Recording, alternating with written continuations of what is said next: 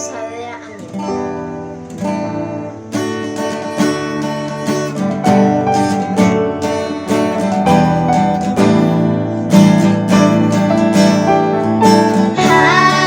Hari ini ku rasa bahagia berkumpul bersama saudara seiman.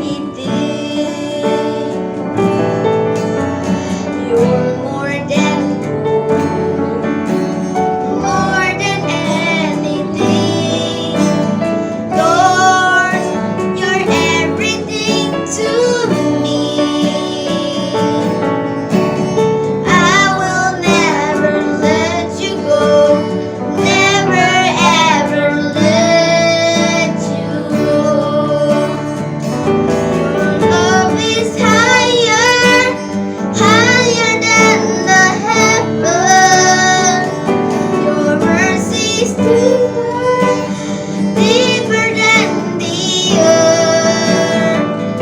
Your grace is wider, wider than the ocean.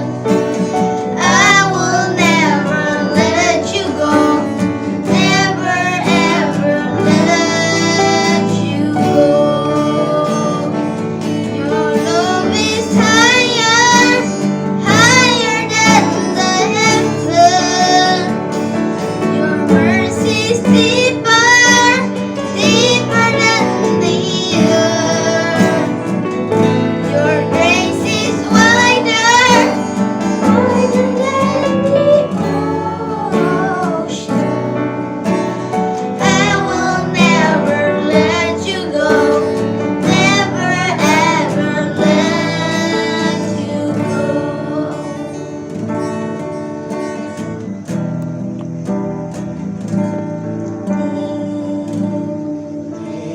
Tinggikan dirimu mengatasi langit, kebesaranmu Tuhan, mengatasi bumi. Tinggikan dirimu mengatasi bumi, kebesaranmu Tinggikan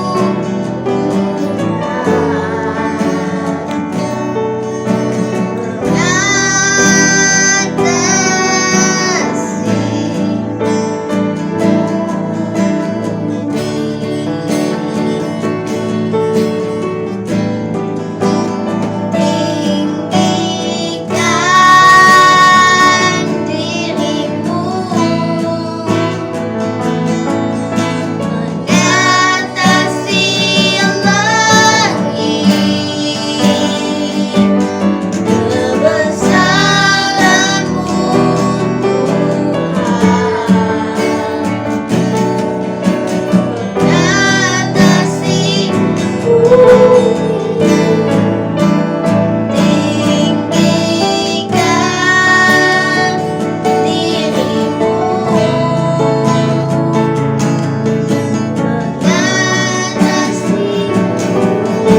langit, kebesaranmu Tuhan,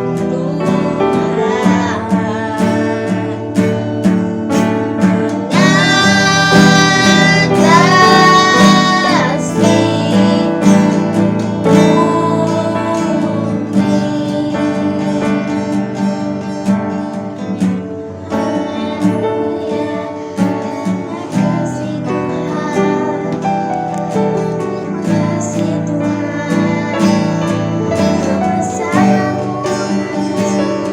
Tinggikan dirimu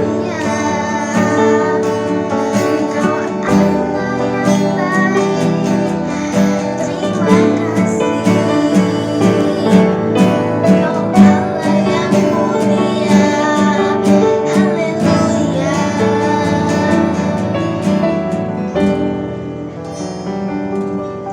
Tuhan, sebentar kami ingin mendengarkan firman-Mu ya Tuhan.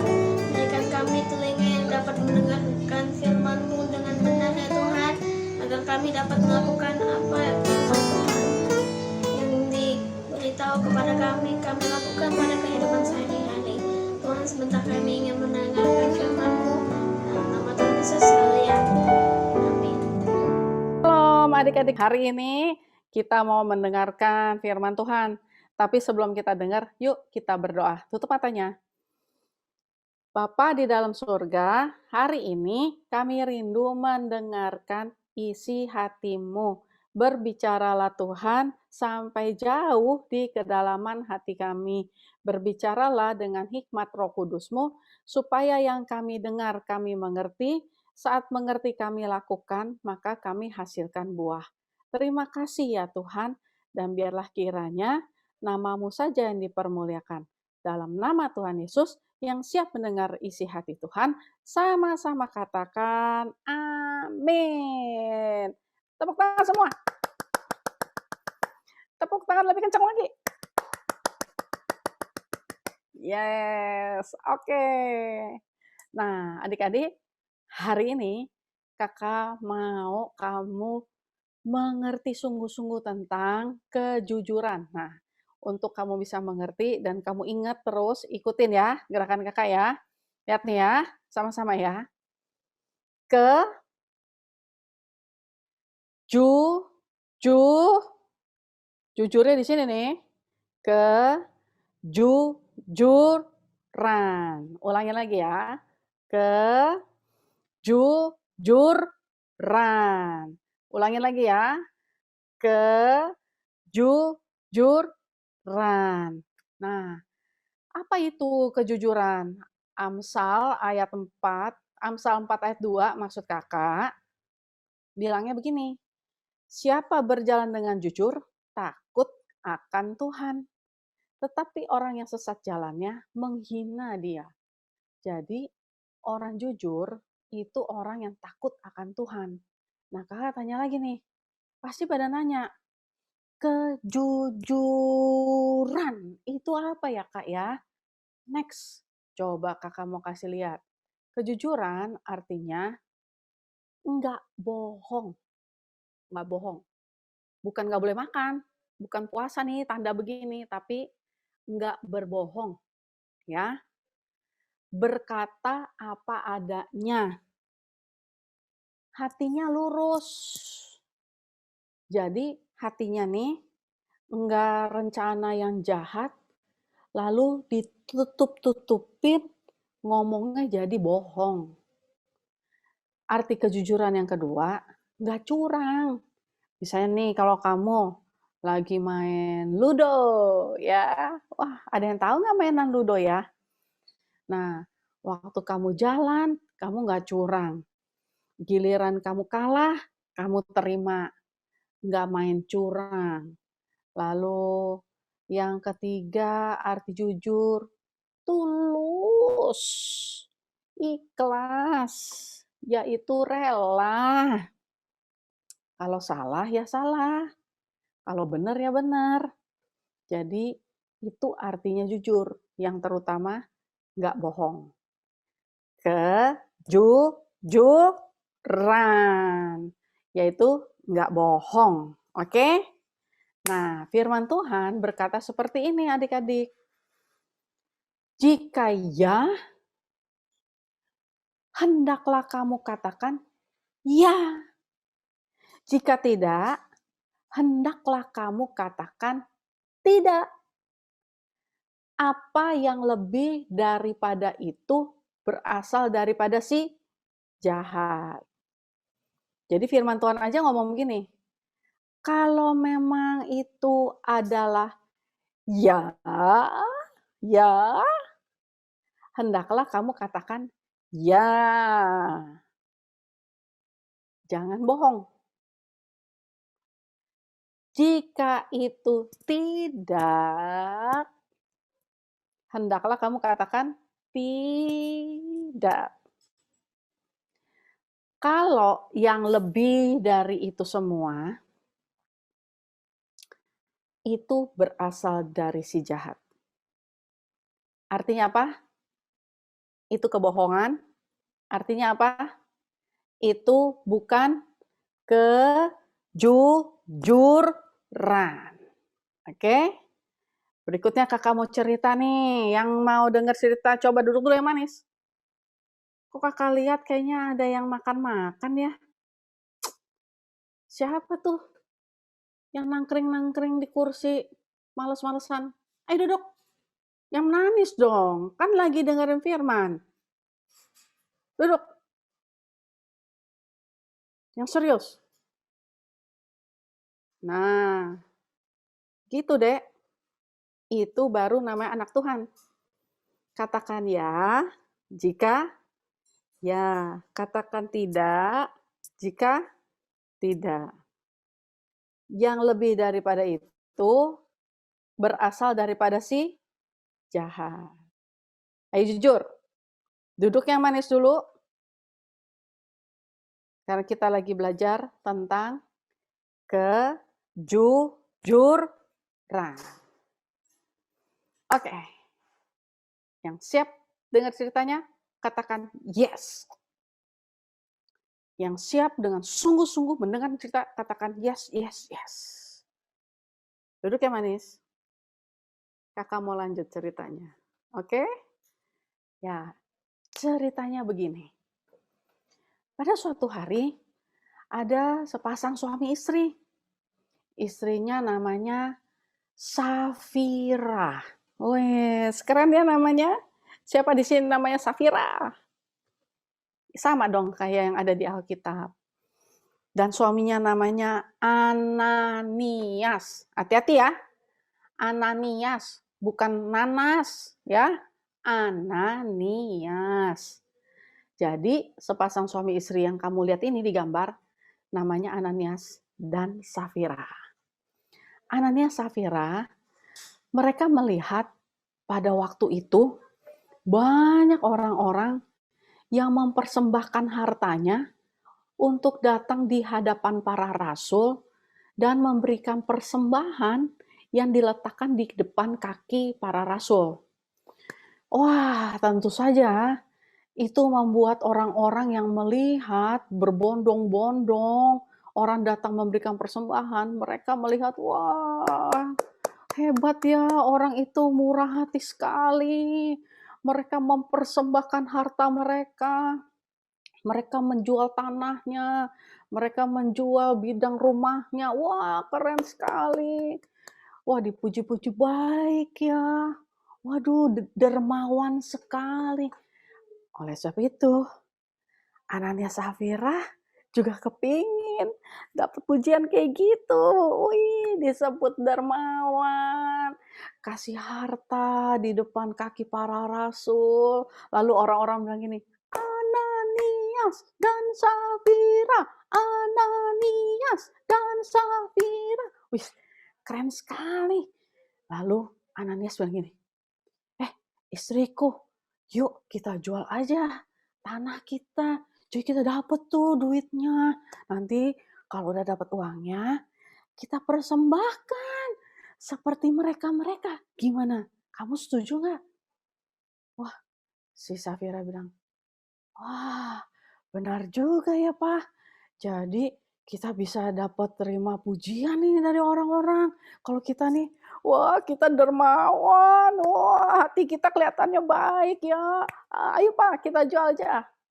Waktu dijual, ternyata mereka lihat, wah duitnya banyak. Terus mereka bilang gini, masa semuanya uang ini kita persembahkan? Kita nggak kebagian dong. Ini kan tanah-tanahnya kita. Masa semuanya? Betul juga ya. Sayang juga ya kalau kita kasih semuanya. Iya dong, Pak. Lalu Ananias bilang, gimana kalau kita kasih sebagian aja? Tapi kita bilangnya, kan nggak ada yang tahu. Cuman kita berdua yang tahu. Cuman kamu sama aku yang tahu. Tapi kita bilangnya, ini tanah, ini uang hasil penjualan seluruhnya dari tanah kita. Bagaimana? Usul yang bagus itu. Jadi kita nggak ketahuan kan kalau kita menahan sebagian. Iya kan? Iya, betul. Jadi kita tetap punya uangnya dan kita dapat pujiannya. Yeay! Akhirnya apa yang terjadi? Waktu Ananias datang ke hadapan para rasul, Ananias membawa uangnya. Lalu dia bilang gini, Bapak Rasul yang dikasih Tuhan, ini adalah persembahan dari keluarga kami. Tahu-tahu Rasul Petrus hari itu bertanya, Ananias, apakah benar uang yang kamu persembahkan ini adalah seluruhnya dan bukan sebagian? Ananias bilang, iya, ini seluruhnya. Nah, kamu ingat kan ayat yang tadi kita bilang? Kalau iya, katakan iya. Kalau enggak, katakan enggak. Ananias bohong. Kan itu cuma sebagian. Tapi dia bilang seluruhnya. Berarti Ananias apa? Bohong dan apa? Ananias tidak jujur. Oleh sebab itu apa yang terjadi? Rasul Petrus bilang begini, Ananias, kenapa kamu membohongi Roh Kudus? Saat dia mendengar hal itu, Ananias kaget. Seketika itu juga dia mati. Jatuh dan mati. Semua orang kaget. Sebab Rasul Petrus nggak tahu, Dek.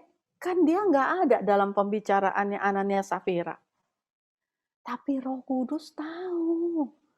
Roh Kudus yang kasih tahu sama Rasul Petrus. Itu karunia marifat, dikasih tahu.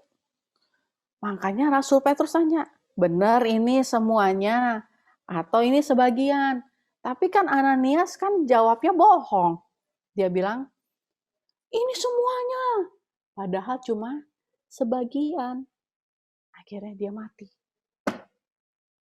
Kenapa kamu berani membohongi Roh Kudus? Ananias mati. Lalu Ananias diusung keluar untuk dikuburkan. Saat itu Safira istrinya nggak tahu. Safira datang, Safira pikir, ini waktunya nih. Oh, aku pasti akan dipuji-puji karena aku kan udah memberi. Waktu dia sampai di hadapan Rasul Petrus nanya begini, Ibu Safira, apa betul uang persembahan yang diberikan oleh Pak Ananias itu seluruhnya, bukan sebagian? Apakah jumlahnya benar cuma sekian atau lebih? Safira teringat kesepakatan dia dengan suaminya. Lalu dia bilang, iya betul, itu udah seluruhnya. Itu yang kita beli, yang kita jual, itu udah kita kasih seluruhnya. Benar seluruhnya. Tahu apa yang terjadi? Rasul Petrus bilang gini, kenapa kalian berdua berani-beraninya membohongi Roh Kudus?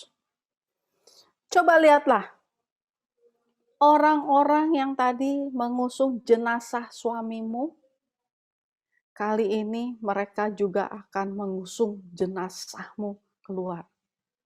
Mati. Seketika Safira, istrinya Ananias, mati juga. Orang-orang kaget. Suami istri ini mati. Coba adik-adik, bayangkan. Rasul Petrus nggak ikutan di dalam pembicaraan Ananias Safira kan sebelumnya. Tapi karena Roh Kudus yang kasih tahu, Roh Kudus itu memberitahu Rasul Petrus bahwa ada ketidakjujuran yang dilakukan oleh Ananias dan Safira. Harusnya kalau mereka bilang nih, Ananias, apakah ini hasil seluruhnya atau sebagian? Lalu Ananias bilang, Rasul Petrus, ini sebagian. Selamat dia. Pasti nggak bakal mati. Tapi karena dia berbohong, hanya demi ngapain sih? Demi supaya dilihat orang bahwa dia penyumbang terbesar, orang yang dermawan, pengen dapat pujian, dia bohong. Mengapa engkau merencanakan perbuatan itu dalam hatimu? Engkau bukan mendustai manusia, tapi engkau mendustai Allah. Kamu ngomong gak jujur, bukan sama orang. Kamu bohong, Tuhan tahu. Dan waktu Tuhan tahu, Tuhan hukum. Kenapa gawat amat sih, Kak? Karena Dek, tahu nggak? Orang yang suka bohong-bohong itu, atau dusta, itu disebut anak-anaknya pendusta. Siapa tuh anak-anak pendusta? Bapak segala dusta siapa? Iblis. Gimana sih kita kenal Tuhan, tapi kelakuan kita kayak anak iblis? Enggak banget kan?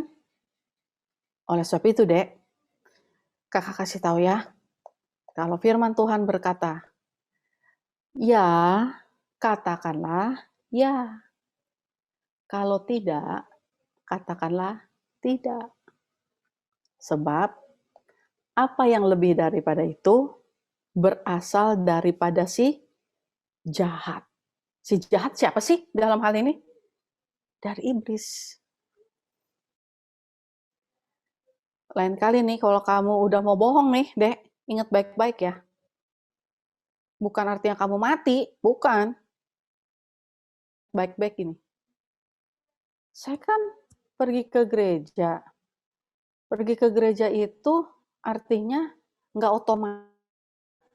Tapi artinya saya percaya Tuhan Yesus.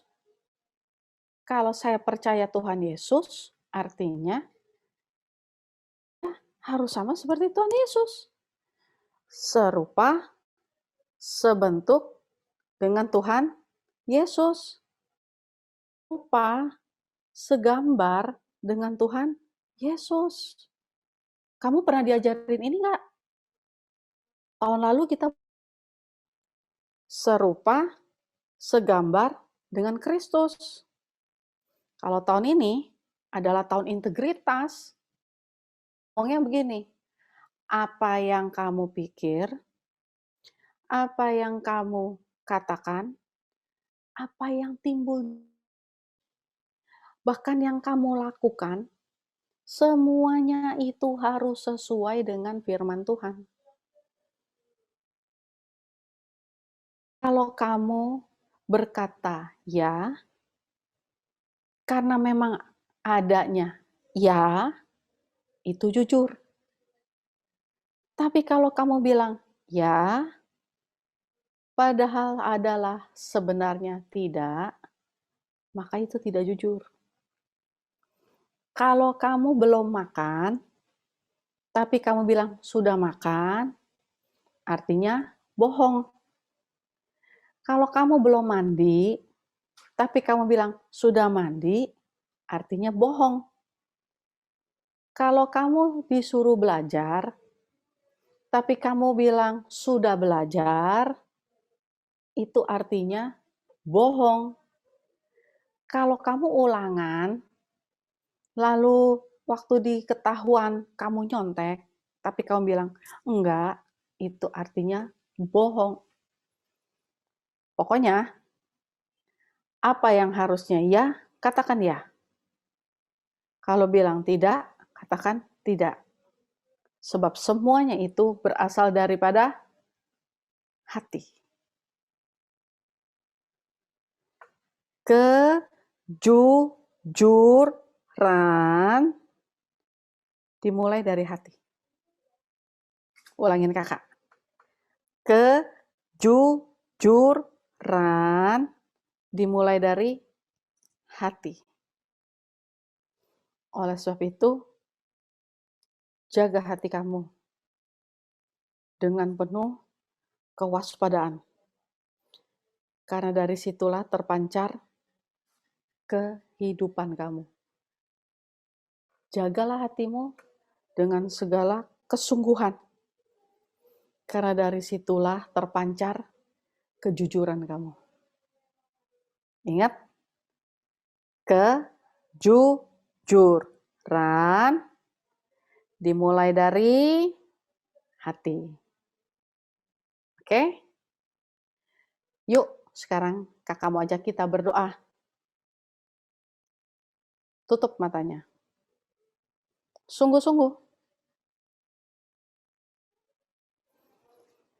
Tuhan Yesus, kami belajar bahwa apa yang iya haruslah kami katakan ya. Apa yang tidak haruslah kami katakan tidak. Sebab apa yang lebih daripada itu, semuanya hanya berasal dari si jahat. Kami tidak mau jadi anak-anak daripada pendusta, yaitu iblis. Kami adalah anak-anak Bapa di sorga. Maka, apa yang timbul di hati, apa yang timbul di pikiran, apa yang kami ucapkan, apa yang kami lakukan, semuanya harus sesuai dengan firman Tuhan. Sebab, kejujuran itu dimulai dari hati yang sesuai dengan firman Tuhan. Berikan kepada adik-adikku yang mendengarkan firman ini hati yang jujur, keberanian berkata jujur.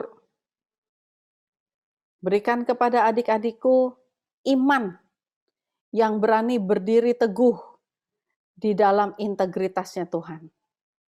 Terima kasih Bapa. Aku sudah berdoa dan kesehatan yang sempurna menjadi bagian kami semua dan keluarga kami.